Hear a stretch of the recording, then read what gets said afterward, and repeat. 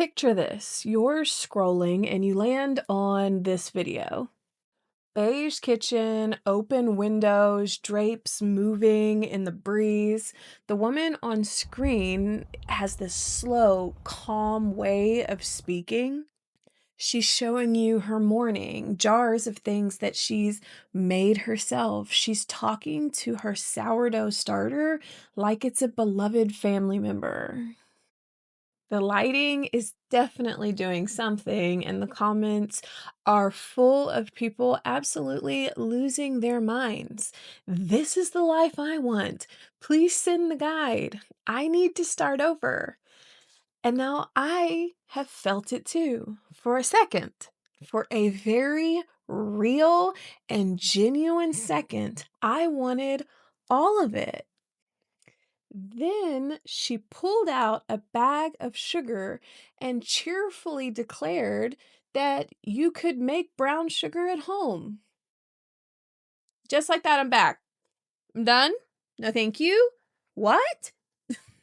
I do not want to make brown sugar at home. I want to buy brown sugar at the store for $2, and I want to take that hour and do literally anything else because that's who I am. And I should be allowed to be that. But here's what gets me thinking, overthinking, if you will. Why did I even for 1 second feel guilty about it? That's the question that I want to sit with because right now the internet has decided that women have two options. You can be a burnt out corporate girl boss who is climbing ladders and like bursting through ceilings or something.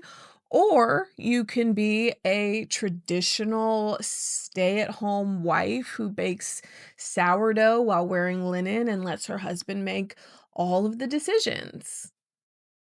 And if either of those definitions don't sound like your life, the internet doesn't seem to have language for us. But I do. I actually am a stay at home mom. I homeschool my children.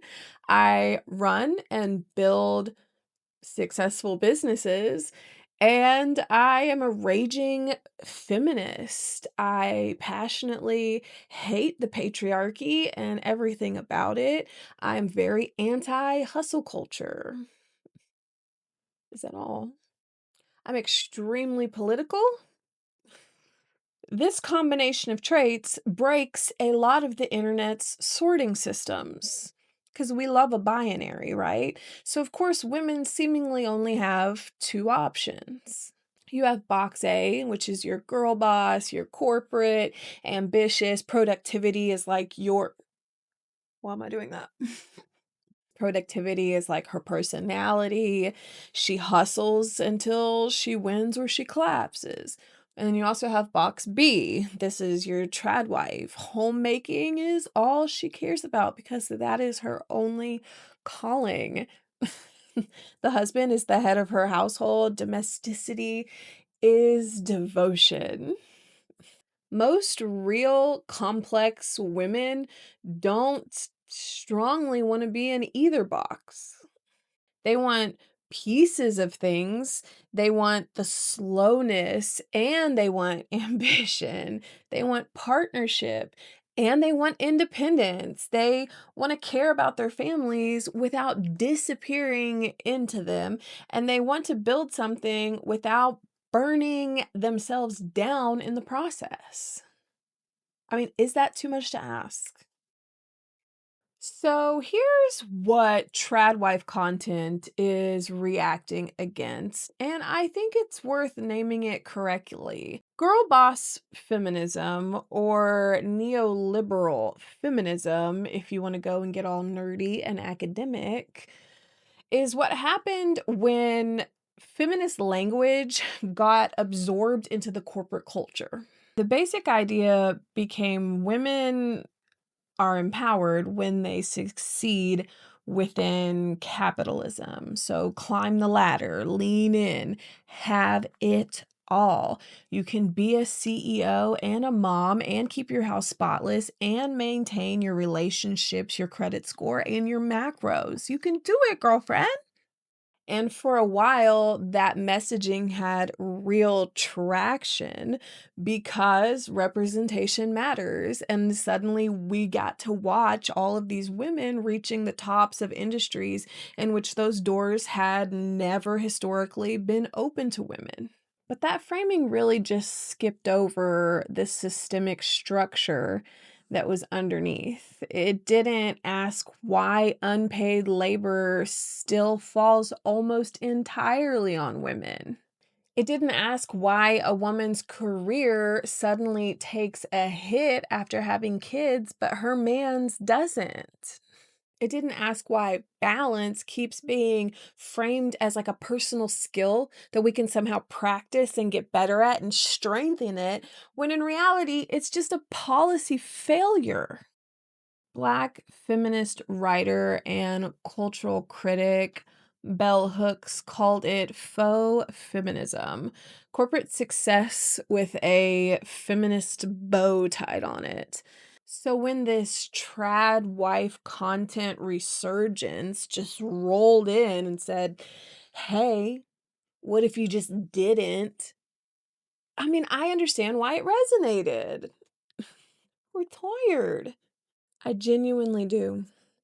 Like I mentioned at the beginning, I was literally one beige TikTok away from throwing some flour and water in a jar, naming it Mama, and building it a little altar emotional support shrine. I mean, and I don't even like sourdough. Can I just say that? It's not that good.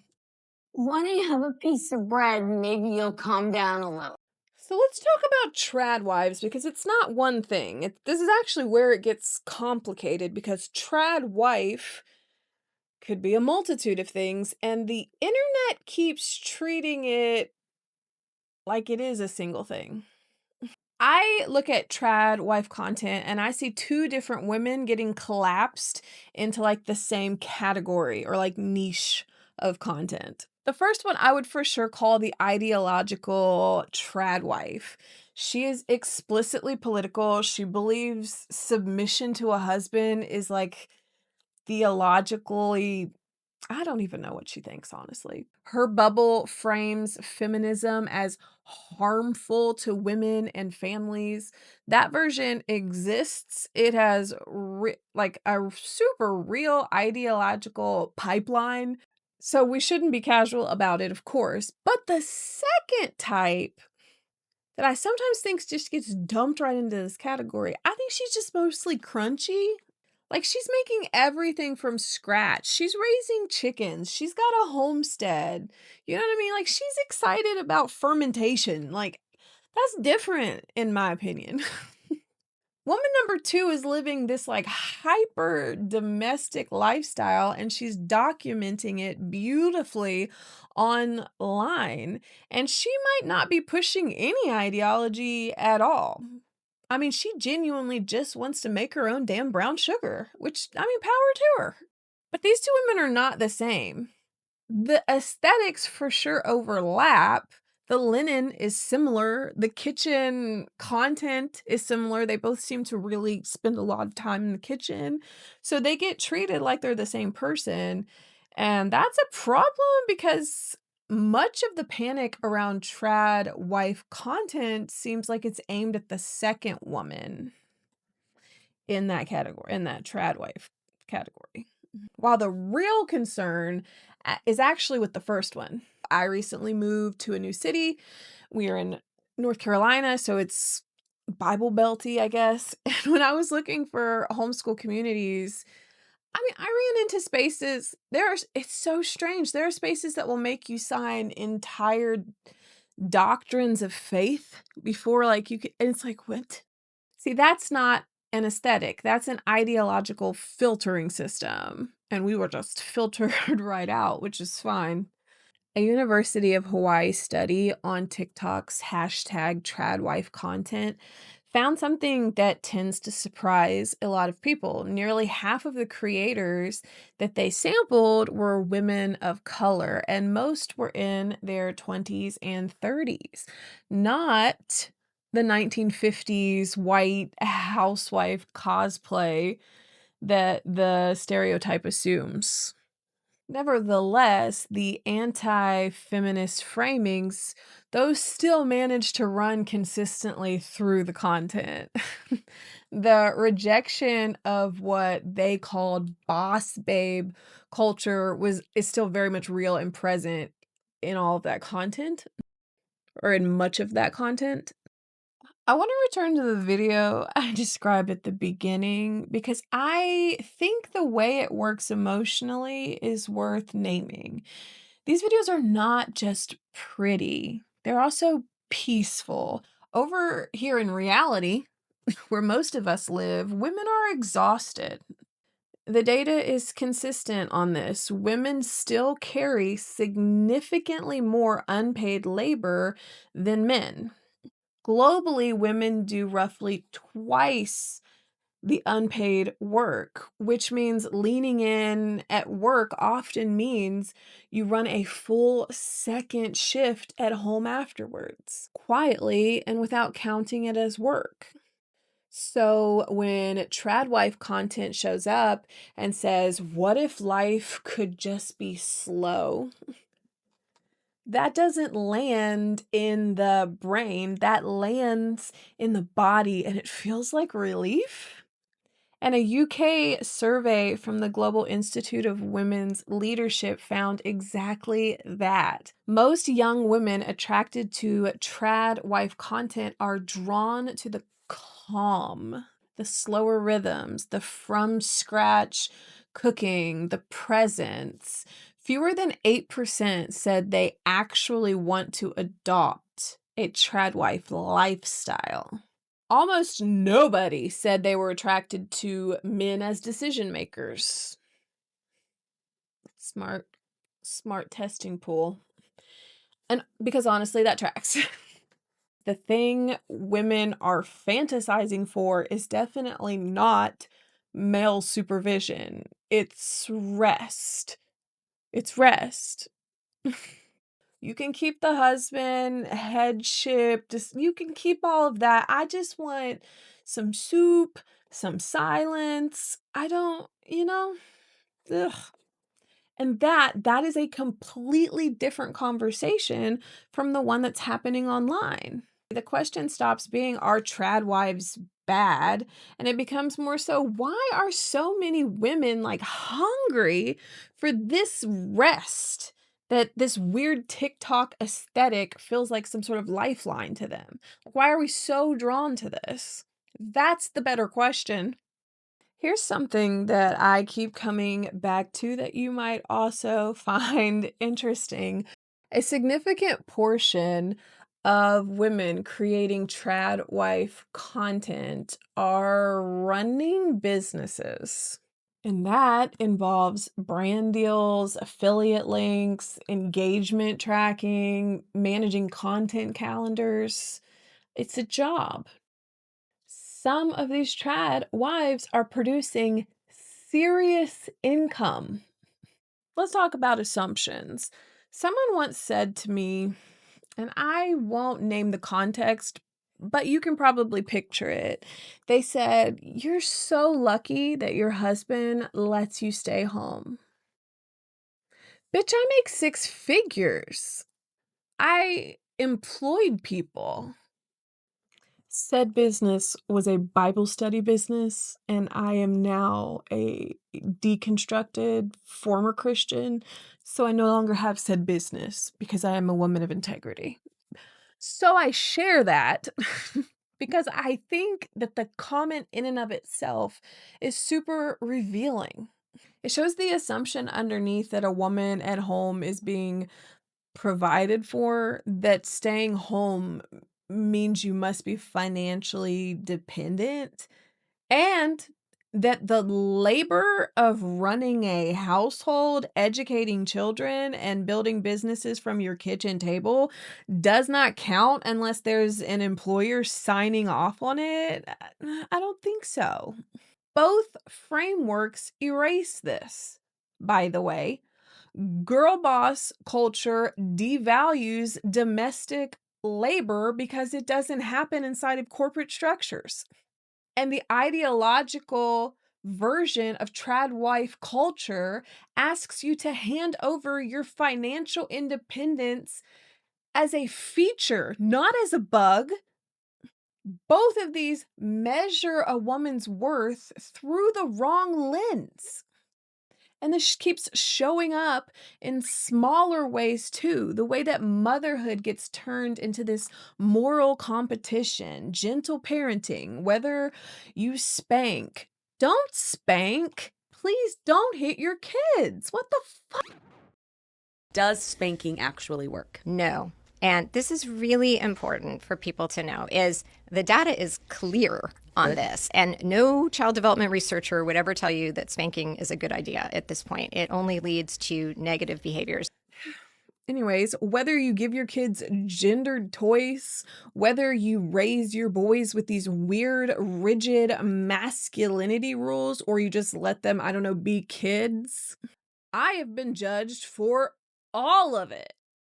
And all of those judgments have this one thing in common, and that's the assumption that there's only one way to be a mother. It is exhausting, and it doesn't matter which side the judgment's coming from. Let's return to the woman making homemade cinnamon toast crunch from scratch. She is not my enemy, okay? I'm not even gonna label her a cautionary tale. She is a lady who enjoys making cereal from scratch, and that is completely her business. What I reject is the implication that I should want that too. That somehow you choosing to bake from scratch makes you a better mom than me. That buying a box means you don't care enough. The moralization of these little personal choices is where it crosses lines for me personally. It's like the internet needs women at war with each other. It keeps us arguing about aesthetic and about lifestyle choices, while things that actually matter, like the double shift and the wage gap and the motherhood penalty and the childcare crisis, those things just keep getting ignored. And who continues to suffer? Women and children primarily. So real freedom doesn't mean choosing between two pre-approved options. It means affordable childcare, economic independence, a partner who actually helps share the load. That's the whole thing. You don't have to make brown sugar from scratch, and you don't have to climb any ladders. You're allowed to just build something that actually makes sense for you and your life. If this video gave you language for something that you have been trying to say, be a good feminist and send it to your bestie.